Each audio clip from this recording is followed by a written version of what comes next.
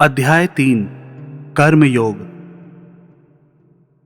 अर्जुन ने कहा, हे जनार्दन, हे केशव, यदि आप बुद्धि को सकाम कर्म से श्रेष्ठ समझते हैं तो फिर आप मुझे इस घोर युद्ध में क्यों लगाना चाहते हैं?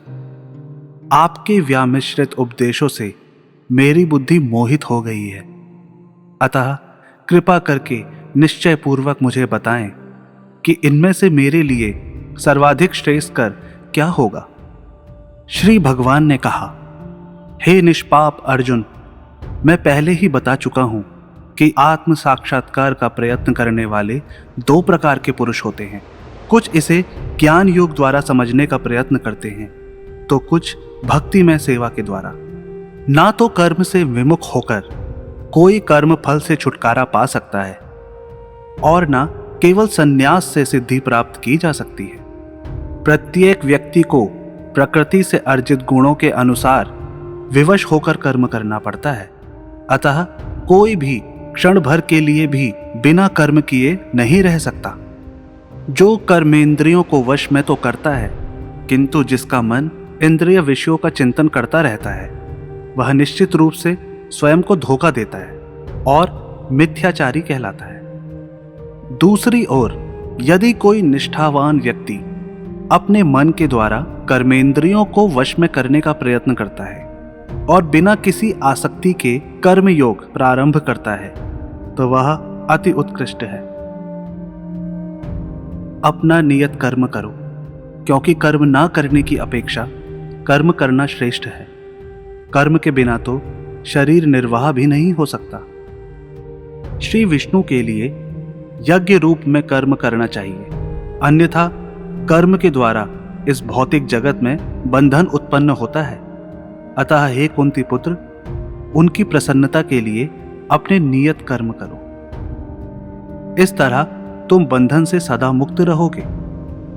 सृष्टि के प्रारंभ में समस्त प्राणियों के स्वामी ने विष्णु के लिए यज्ञ सहित मनुष्य तथा देवताओं की संततियों को रचा और उनसे कहा, तुम इस यज्ञ से सुखी रहो, क्योंकि इसके करने से तुम्हें सुख पूर्वक रहने तथा मुक्ति प्राप्त करने के लिए समस्त वांछित वस्तुएं प्राप्त हो सकेंगी। यज्ञों के द्वारा प्रसन्न होकर देवता तुम्हें भी प्रसन्न करेंगे और इस तरह मनुष्य तथा देवताओं के मध्य सहयोग से सबों को संपन्नता प्राप्त होगी।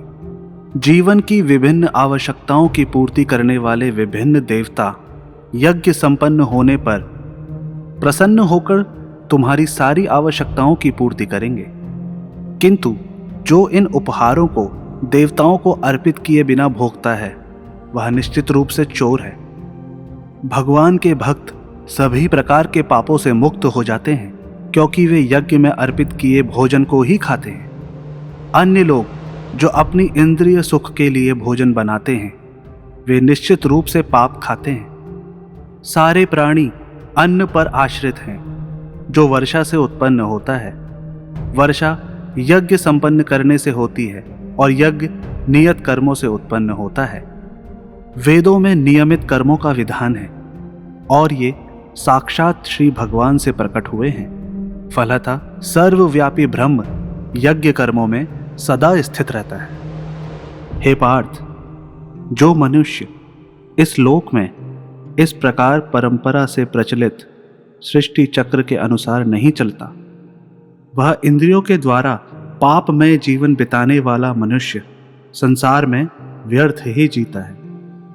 किंतु जो व्यक्ति आत्मा में ही आनंद लेता है और अपने कृष्ण भावनामृत कार्यों से पूर्णतया संतुष्ट रहता है, उसके लिए कुछ करणीय नहीं होता।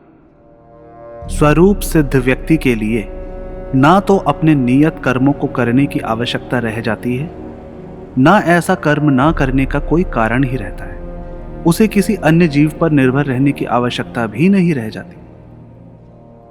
अतः कर्म फल में आसक्त हुए बिना मनुष्य को अपना कर्तव्य समझकर निरंतर कर्म करते रहना चाहिए, क्योंकि अनासक्त होकर कर्म करने से परब्रह्म की प्राप्ति होती है। जनक जैसे राजाओं ने केवल नियत कर्मों को करने से ही सिद्धि प्राप्त की, अतः सामान्य जनों को शिक्षित करने की दृष्टि से तुम्हें कर्म करना चाहिए। महापुरुष जो जो आचरण करता है, सामान्य व्यक्ति उसी का अनुसरण करते हैं। वह अपने अनुसरणीय कार्यों से जो आदर्श प्रस्तुत करता है, संपूर्ण विश्व उसका अनुसरण करता है। हे प्रथापुत्र, तीनों लोकों में मेरे लिए कोई भी कर्म नियत नहीं है। ना मुझे किसी वस्तु का अभाव है और ना आवश्यकता ही है, तो भी मैं नियत कर्म करने में तत्पर रहता हूं। क्योंकि यदि मैं नियत कर्मों को सावधानी पूर्वक ना करूं, तो हे पार्थ, यह निश्चित है कि सारे मनुष्य मेरे पथ का ही अनुगमन करेंगे। यदि मैं नियत कर्म ना करूं, तो ये सारे लोग नष्ट हो जाएं। तब मैं अवांछित जन समुदाय को उत्पन्न करने का कारण हो जाऊंगा और इस तरह संपूर्ण प्राणियों की शांति का विनाशक बनूंगा। जिस प्रकार अज्ञानी जन फल की आसक्ति से कार्य करते हैं, उसी तरह विद्वान जनों को चाहिए कि वे लोगों को उचित पथ पर ले जाने के लिए अनासक्त रहकर कार्य करें। विद्वान व्यक्ति को चाहिए कि वह सकाम कर्मों में आसक्त अज्ञानी पुरुषों को कर्म करने से रोके नहीं, ताकि उनके मन विचलित ना हो, अपितु भक्ति भाव से कर्म करते हुए वह उन्हें सभी प्रकार के कार्यों में लगाए। जीवात्मा अहंकार के प्रभाव से मोहग्रस्त होकर अपने आप को समस्त कर्मों का कर्ता मान बैठती है, जबकि वास्तव में वे प्रकृति के तीनों गुणों द्वारा संपन्न की जाती है। हे महाबाहु, भक्ति भावमय कर्म तथा सकाम कर्म के भेद को भली भांति जानते हुए जो परम सत्य को जानने वाला है, वह कभी भी अपने आप को इंद्रियों में तथा इंद्रिय तृप्ति में नहीं लगाता। माया के गुणों से मोहग्रस्त होने पर अज्ञानी पुरुष पूर्णतया भौतिक कार्यों में संलग्न रहकर उनमें आसक्त हो जाते हैं। यद्यपि उनके ये कार्य उनमें ज्ञान भाव के कारण अधम होते हैं, किंतु ज्ञानी को चाहिए कि उन्हें विचलित ना करे। हे अर्जुन, अपने सारे कार्यों को मुझ में समर्पित करके मेरे पूर्ण ज्ञान से युक्त होकर लाभ की आकांक्षा से रहित, स्वामित्व के किसी दावे के बिना तथा आलस्य से रहित होकर युद्ध करो। जो व्यक्ति मेरे आदेशों के अनुसार अपना कर्तव्य करते रहते हैं और ईर्ष्या रहित होकर इस उपदेश का श्रद्धापूर्वक पालन करते हैं, वे सकाम कर्मों के बंधन से मुक्त हो जाते हैं। किंतु जो ईर्ष्यावश इन उपदेशों की अपेक्षा करते हैं और इनका पालन नहीं करते, उन्हें समस्त ज्ञान से रहित, दिग्भ्रमित तथा सिद्धि के प्रयासों में नष्ट भ्रष्ट समझना चाहिए। ज्ञानी पुरुष भी अपनी प्रकृति के अनुसार कार्य करता है, क्योंकि सभी प्राणी तीनों गुणों से प्राप्त अपनी प्रकृति का ही अनुसरण करते हैं। भला दमन से क्या हो सकता है? प्रत्येक इंद्रिय तथा उसके विषय से संबंधित राग द्वेष को व्यवस्थित करने के नियम होते हैं। मनुष्य को ऐसे राग तथा द्वेष के वशीभूत नहीं होना चाहिए, क्योंकि ये आत्म साक्षात्कार के मार्ग में अवरोधक हैं। अपने नियत कर्मों को दोषपूर्ण ढंग से संपन्न करना भी अन्य के कर्मों को भली भांति करने से श्रेष्ठकर है। स्वयं कर्मों को करते हुए मरना पराये कर्मों में प्रवृत्त होने की अपेक्षा श्रेष्ठतर है, क्योंकि अन्य किसी के मार्ग का अनुसरण भयावह होता है। अर्जुन ने कहा, हे वृष्णिवंशी, मनुष्य ना चाहते हुए भी पाप कर्मों के लिए प्रेरित क्यों होता है? ऐसा लगता है कि उसे बलपूर्वक उनमें लगाया जा रहा हो। श्री भगवान ने कहा, हे अर्जुन, इसका कारण रजोगुण के संपर्क से उत्पन्न काम है, जो बाद में क्रोध का रूप धारण करता है और जो इस संसार का सर्वभक्षी पापी शत्रु है। जिस प्रकार अग्नि धुएं से, दर्पण धूल से अथवा भ्रूण गर्भाशय से आवृत रहता है, उसी प्रकार जीवात्मा इस काम की विभिन्न मात्राओं से आवृत रहती है।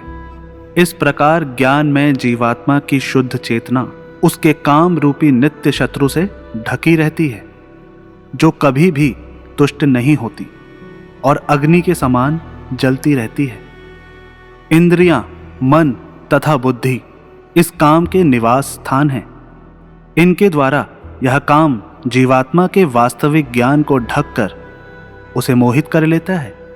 इसलिए हे भरतवंशियों में श्रेष्ठ अर्जुन, प्रारंभ में ही इंद्रियों को वश में करके इस पाप का महान प्रतीक का दमन करो और ज्ञान तथा आत्म साक्षात्कार के इस विनाशकर्ता का वध करो। कर्मेंद्रियां जड़ पदार्थ की अपेक्षा श्रेष्ठ हैं। मन इंद्रियों से बढ़कर है, बुद्धि मन से भी उच्च है और आत्मा बुद्धि से भी बढ़कर है। इस प्रकार हे महाबाहु अर्जुन, अपने आप को भौतिक इंद्रियों, मन तथा बुद्धि से परे जानकर और मन को सावधान आध्यात्मिक बुद्धि से स्थिर करके आध्यात्मिक शक्ति द्वारा इस काम रूपी दुर्जेय शत्रु को जीतो। इस प्रकार श्रीमद् भगवत गीता के 3 अध्याय कर्मयोग का भक्ति वेदांत तात्पर्य पूर्ण हुआ। भगवत गीता की अद्भुत शिक्षा और आध्यात्मिक यात्रा में हमारे साथ जुड़ें। हर अध्याय से नए आविष्कारों की ओर बढ़ें। सारे उत्तर को सब्सक्राइब करें और इस अमृत से सार को अपने प्रियजनों के साथ जरूर शेयर करें। ज्ञान ही हमें सब कुछ दिखाएगा, इसलिए आइए साथ में ज्ञान के प्रकाश को फैलाएं।